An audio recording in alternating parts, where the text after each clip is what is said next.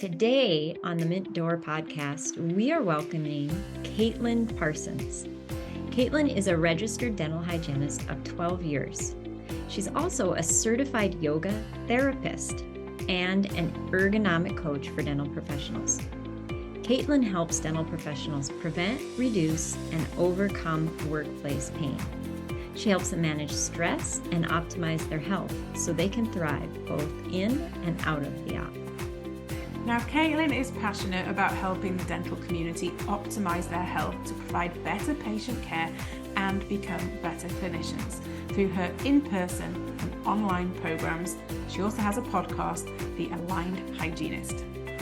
We're so excited to talk all things wellness with Caitlin. So without further ado, let's start the podcast. Hello, everyone, and welcome to another episode of the Mint Door podcast. I'm Dr. Laura Schwint. And I am Dr. Karen Tyndall. And we are honored and so excited to welcome our guest today, Caitlin Parsons, as a hygienist, a certified yoga therapist, and an ergonomics coach. So she is going to bring us a wealth of information that is perfect timing to enter into the new year with some good well-being tips. So thank you so much, Caitlin, for being here. Yeah, I am so excited to be here. Thank you for having me. You're welcome. So we like to start our podcast with a fun way as a warm-up before we get into our real good conversations. And this is like a rapid fire round where we've just got a few things that we're going to ask you, and we just want you to make a decision on the spot of which one of these two, this or that, basically. So do you hair dry or air dry your hair? Air dry. Mm-hmm. It would take me way too long. Yeah. Do you prefer heels or tennis shoes? Tennis shoes. Mm. Would you prefer to wear yoga pants or jeans? We know that answer. It's yoga pants, but I do like to wear jeans, but regularly yoga pants. Mm-hmm. Nice. Are you an early bird or a night owl? Early bird. Do you prefer mountains or ocean? Okay, this is the hardest question. I live by the ocean, so I guess I say ocean, but when I'm at the ocean, I crave the mountains. I love both, but I think the ocean for me is a really healing place, so ocean. Nice. Love it. Breakfast or no breakfast? Breakfast. Do you like to eat in or eat out?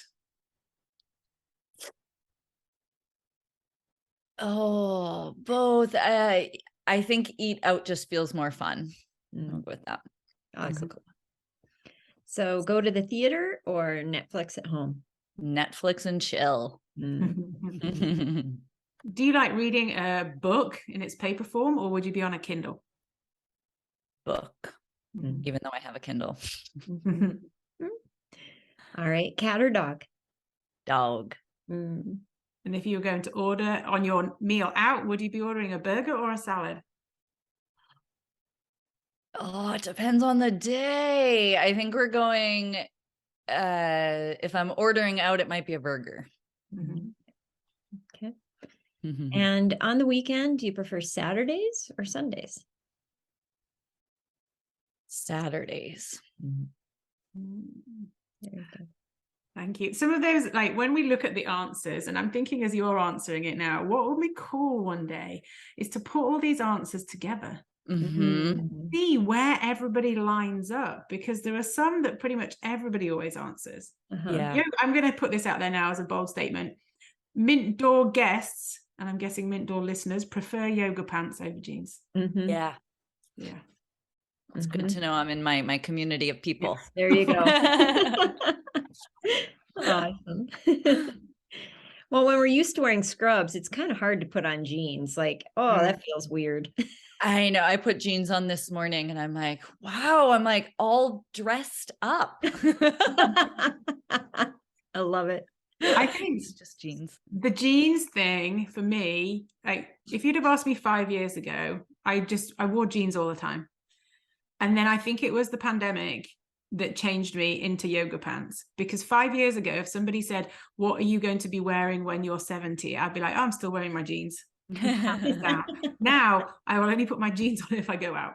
I feel like you're probably not the only one that's in that camp, especially from the pandemic. Yeah. I've had multiple people say that. Now all I wear is yoga pants. I'd even wear them to the grocery store. I'm like, oh, I've been doing that for a while. Yeah, it is. So I mean, it's something to do with comfort, isn't it? Of how comfortable we are. And if we bring it back now to kind of what you do and why you're here, like you help dental professionals who aren't experiencing comfort, who have discomfort. So could you explain to us some of the most common pain things that people suffer from, or work-related injuries that you see in what you do? Yeah, I'd say in general for dental professionals, there's a few main ones. For dental hygienists, number one is carpal tunnel, hand and wrist. Neck and shoulder is a large one, and low back pain. And a lot of it is how the work that we are doing and how we are doing the work that we are doing and what we are using to do the work that we are doing. But a lot of it also is just how we're taking care of ourselves outside of being a dental hygienist or outside of ergonomics. Yeah, that's a really good point, because there's more hours to the day than just when you're at work, and so there's time to focus on that. So how do you feel that you can become a better leader and your role at work by implementing regular self-care, well-being, holistically in all of your life? Yeah, that's such a good question, and something that I feel like I'm just continuously refining. I would say, because I've been doing yoga for a really long time, and it started with very just like physical practice, healing a lot of the pain that I had, and then went a lot deeper into like stress and understanding myself and that deeper inner work. And I feel like to become a better leader, there's a few things that I get to continue to work on and refine. One of them is continuing to create strong boundaries. And that for me is around my work schedule, or what energy or things I'm allowing in and getting distracted by. But also boundaries with clients that I'm working with and my time, or so many different things, boundaries. And I feel like just the more that I am present, the more that I am taking care of myself, the more I'm slowing down, I'm in my body, I'm present, I'm able to set those boundaries a lot more clearly than when we're just go, go, go, go, go. It's like a lot harder to find even clarity that like, oh, something happened. And how do I find clear communication to actually share this with myself, but then with whoever the other person is. So I'd say boundaries is a big one. And I think the other thing is just, which I do regularly, but staying connected to like the bigger mission, because as an entrepreneur, things get challenging. There are many ups and downs. We go through different seasons in our own personal lives, but then just as a business owner. And I think it's, I feel like there's so many things that I could say here, but boundaries is a big one. Taking care, I feel. Do you have an example of when you implemented a boundary in that way?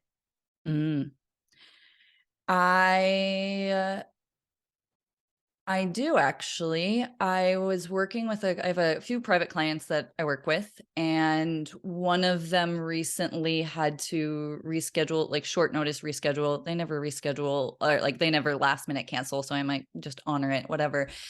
And then they tried to book, I gave them like a time of when I'm available that week, and made time for them. And then they were like, nope, how about, can you do just this time? This would be like ideal for me. And it was I forget what it was in the middle of, but something that I really wanted to work on and get done. And I just said no. I like, sorry, I can make this time available. And this time again, like, yeah. So that was a big one that I had to kind of sit with, and like, yes, I could make her happy, and she's a client of mine, and of course I want to do that. And also, am I going to be mad at myself when it happens and I regret not doing what I said I was going to do? So holding those boundaries for myself, I feel like it's a big one. Mm-hmm. That's an interesting point, because you know, what you said, when you're running, going, and not in touch with yourself, it's easy to release those boundaries. Mm-hmm. But when you feel good and you know, and you're taking care of yourself, you feel more confident, you feel more in touch with yourself. You remember those boundaries and you remember how they make you feel. Mm-hmm. And you want to continue feeling good. So therefore, you continue to use the boundary. So I love how you made that correlation, that it's easier to uphold your boundaries when you're taking good care of yourself. And they kind of go hand in hand. Then it's kind of a snowball effect. For sure. And as you're sharing that, I actually thought of when I used to work as a dental hygienist in my last office for 8 years. And at the beginning, I wasn't taking care of myself. I was still working on managing my pain and just stress and all of that. And I would get really overwhelmed. Like they would ask me, I mean, like a lot of office would ask, can you stay late, or can you take this patient late? And when I'm busy, when I'm stressed, when I'm in pain, I'm like, oh, okay, sure. Just like make them happy. Let's like, it'll only be a half hour or whatever it is. And I would just constantly resent it later, regret saying yes. And it would be this cycle. And then when I started to take care of myself and feel better, and even just like a morning routine of simple stretching and breathing before I go into work, it was a completely different experience. And I started to really just say like, yes, I'll help when I can. And no, I'm sorry, I have something going on, I can't do that. And it actually worked really well as like the later in my career, like a few years before I quit my office, because my doctor and I were able from that point, I started to recognize like, oh, when I'm more clear, when I set boundaries in a really respectful, compassionate, gentle way, they actually are appreciative of my boundary that I set. They might not be happy in the moment that I can't stay, but they do appreciate that. And it kind of ended up like, that's kind of how I actually gave my notice at my office and felt really confident to do that, because I had been taking care of myself, had this really good dialogue and communication with my doctor.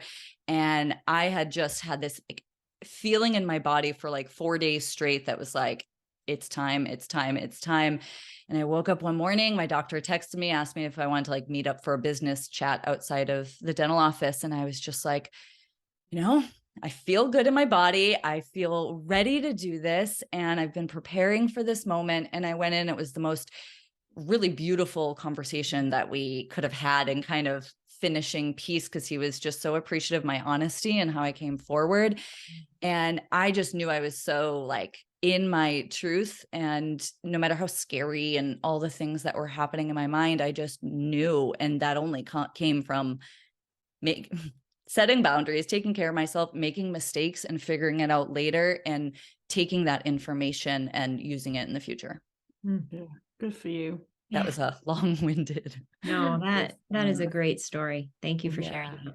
Yeah. I think so many people can relate to that. Yeah. And I see it all the time in dental offices, because it can be hard to stand up for ourselves, and to know when to stand up for ourselves, and even like to know when, like how to let your emotions process to be able to communicate effectively. And that's something that I learned the hard way, but I'm learning it. Yeah. Yeah. So you shared earlier on about, because we're talking about like how feeling good helped you uphold the boundaries, and you mentioned about yoga. Tell us a little bit more about why yoga is like therapy to you. Yeah. So for those that don't know my journey, I became a dental hygienist really early. I was 21 when I graduated, 22 when I got my license, and just started working like a crazy person, 5-6 days a week. On top of, I kept a job that I was like a job that I had during college and high school, working at Panera. Some reason kept that. But anyway, I ended up working like crazy, not taking care of myself because I was 22 years old. All of the things. I was also in a really bad car accident when I was 16. So I hit a tree and flipped my car during winter.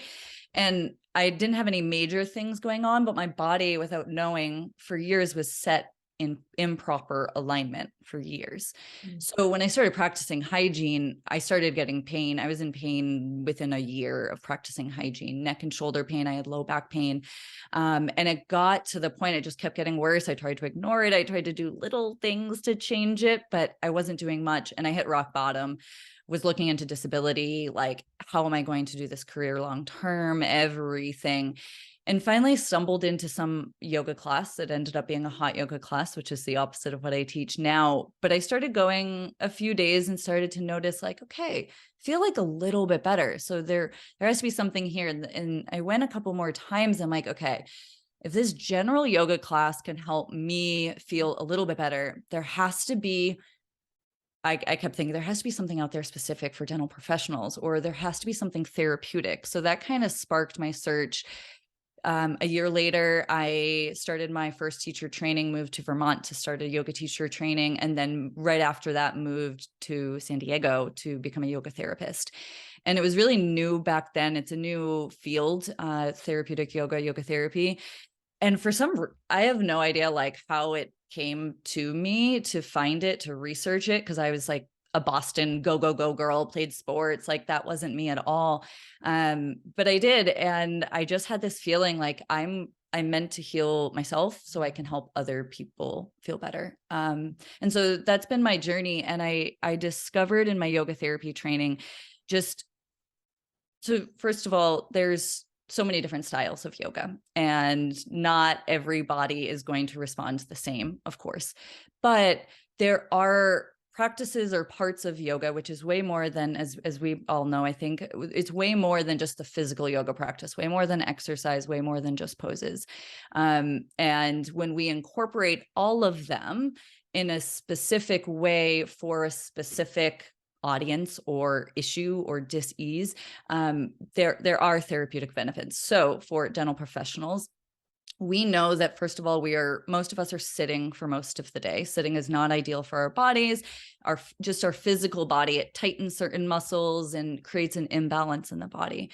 So just from that standpoint, just sitting in general, we need to find ways to be stretching these muscles, bringing circulation into and blood flow into that area, and to be strengthening in order to maintain that, and in order to maintain balance in the body. Mm-hmm. And so we can use a yoga practice just to target those specific areas, certain areas we are strengthening, certain areas we are stretching.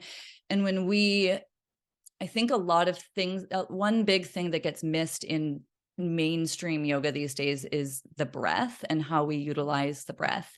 And that's something that's really, really important to me, especially during a yoga practice, because it's one thing to be stretching and to be, doing these different movements, but when we can utilize our breath, there's multiple things that can happen. And one of the most important things is that we can actually use it to create a shift in our nervous system. So we can go from a place of stress and overwhelm, and just by the way that we are breathing, we can start to create a shift in our nervous system. So if you think about just someone that's sitting there stretching, they're stressed, they're worrying about stuff, but their hands are behind their back and they're stretching.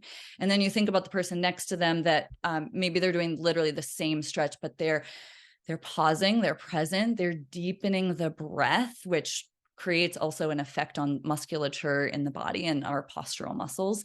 But just that helps to that shift. If we are present enough and we allow it enough, and we're doing certain things, we can create a shift into the parasympathetic nervous system that actually helps to just release tension in the muscles. So I could literally talk about this for hours, clearly. But there's a lot that we can do just in rebalancing the body, even if we think about, for those of us that might be right hand dominant, or that might not always have proper ergonomics, and maybe we have with this lateral neck flexion or a head tilt, or we have this twisting thing because we're sitting at 8 o'clock, or who knows what imbalances in the body. If we're having an arm out to the side for even 5 hours a day, but 8 hours a day for most of us, if we have that regularly over and over, that is bringing an imbalance to the body. Certain muscles are working harder, certain muscles are underworking. And what happens when there's overworking and underworking muscles is they become weak. So when we start to understand this, we can work on, okay, if I'm twisting all day, every day, first of all, let's find out how we can not do that. But how can we use different stretches and movement practices like yoga to actually bring balance? So we're not going to walk around twisted to the side, but we're going to spend more time twisting the other way to open us up. Does that make sense? Mm-hmm. So much. Yeah. It's so interesting you talking about the breath and, the focus on the breath. And I'd be willing to bet there's a lot of practitioners, me included, when I was practicing, that hold their breath most of the day. Mm-hmm. Yeah. And I just think about how that, throws you into even more stress than what you already are dealing with. Yeah. So, our listeners, they're probably thinking, okay, give me just a few things. What can I do? So in and out of the op, what are some things I can do to feel better as a dental professional? Can you give us just a few things that people can? So many. One is just breathing, like we talked about, especially important during those like heightened times, the times where we're waiting for the exam and we have our next patient left and this patient is upset, or like those really stressful situations. Taking time to just breathe and slow down. Again, that's at least bringing the body into a state of relaxation. The mind can follow, body leads, mind follows. One of my teachers says. So that's just one way, just breathing. But there's so many simple stretches we can do anytime throughout the day. I mean, even just bringing one ear towards one shoulder while a patient's talking to you, or while they're texting, or while you're waiting for a patient, you can stand up and interlace your hands behind your back and just take a big stretch. You can literally use everything in the operatory. I use my desk and put my hands down and walk my hips and legs back. So it's kind of like a downward dog kind of thing, using you can use a wall, you can use a desk. Bringing in just stretches throughout the day helps to first release some tension in the muscles, but brings us back into our body and being present. And that is, as a dental professional, as a healthcare professional, as a human, that is one of the most powerful things we can do. And even just going back to the breath, if we think about, if we're stressed as a practitioner and we're holding our breath, or we have this really rigid breathing pattern, and maybe part of it is because our patient's stressed or our patient is anxious. Well, just like we feel their stuff, they feel ours. So if we are in this stressed out state, even though we're keeping this pretend shield over our face, or maybe literal shields, they can still feel that. So one of the most powerful things that I started to play with is, if I have a stressful or anxious patient, or something is stressful that's happening, how can I regulate my own self and feel safe and okay in my own body? And does that create a shift either for the patient or just in my experience of the patient or the situation? That's not always easy to do. I actually had to set reminders for myself for certain things. So if you're out there and you're like, yeah, okay, I'm not going to remember that. Know that that's you're a human, that's normal. But the more that you can start to pay attention, the better. That's great advice. I think even practicing some of these with your patient would be, that'd be really cool too. I did that with some of the more anxious, but the ones that communicated they were anxious. I would do different breathing exercises with people, or I created a couple of this was honestly years ago, but I created a couple of just breathing meditations that patients can listen to while they're in the chair, which is nice. It's oftentimes our patients are really stressed, they're overwhelmed. Half the time it has nothing to do with us, but how we are and how we show up for them plays a big role.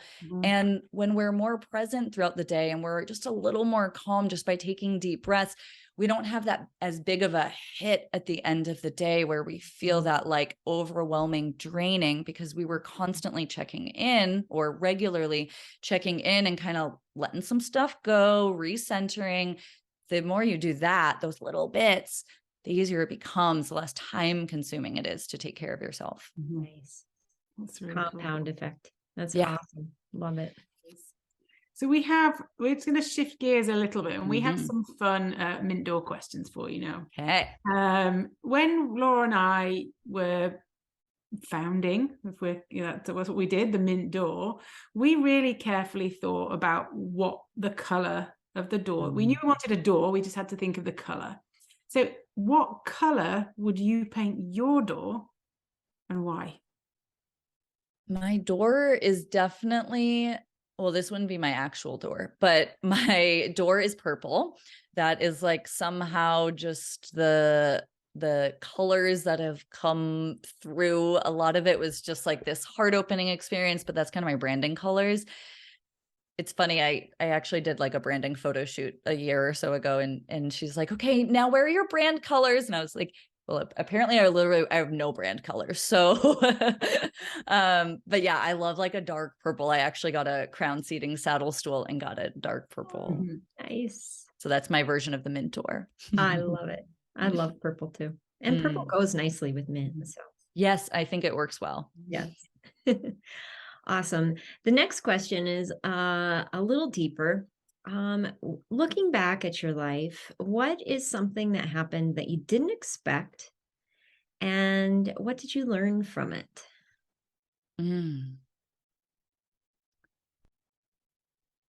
Ooh, there's so many, so many things that I could talk about. I think what comes up, this is actually a bit personal, but I don't mind sharing.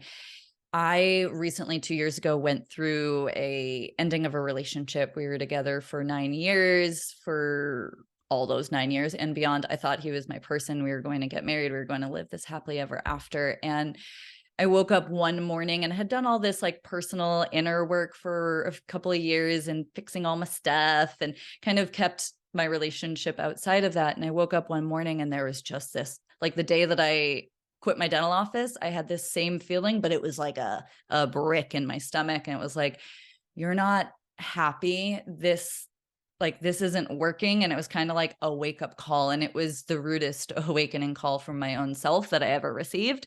And I did not expect it, but I just used that as information to like get more clear on, what I want or all of that.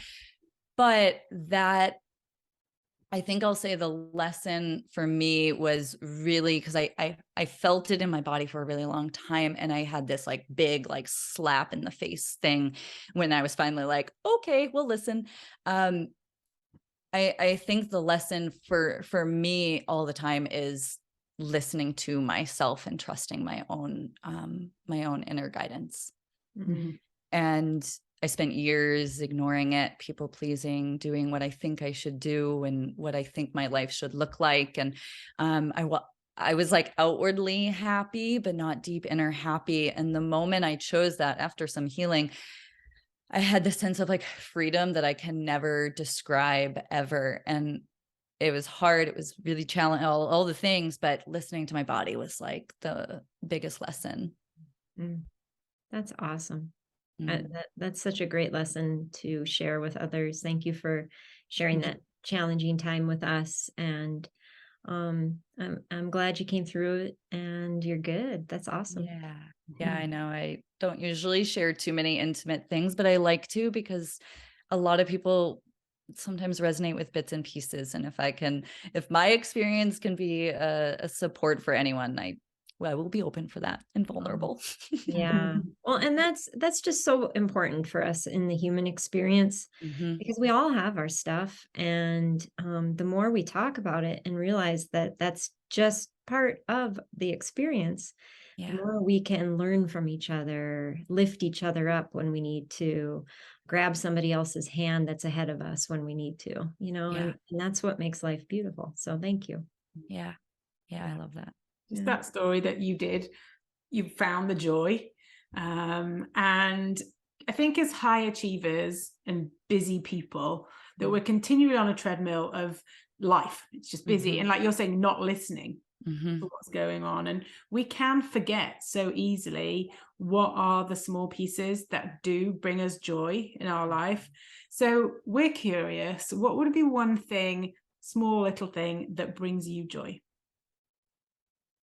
I would have never thought that this would be my thing, but it keeps coming up for me. So I recently moved and my friend roommate has a pour over coffee thing that she uses. So my new joy is waking up in the morning, drinking my water, and then having a delicious cup of pour over coffee. There's something about like the ritual and just like the morning quiet that is bringing me joy.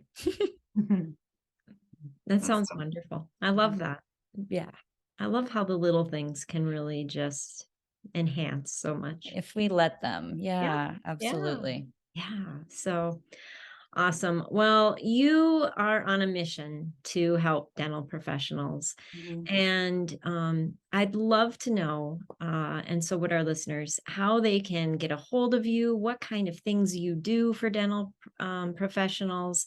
Can you Yeah. just kind of go through all that for us a little bit? Yeah, I would love to. So you can find me. I am the Aligned Hygienist. So alignedhygienist.com, on Instagram at the Aligned Hygienist. And I have a few different ways people can work with me. I have a monthly yoga membership program, really affordable therapeutic yoga designed for busy dental professionals. I have a 12-week yoga and ergonomics group coaching program for dental hygienists that actually is starting again in February. It's been so fun.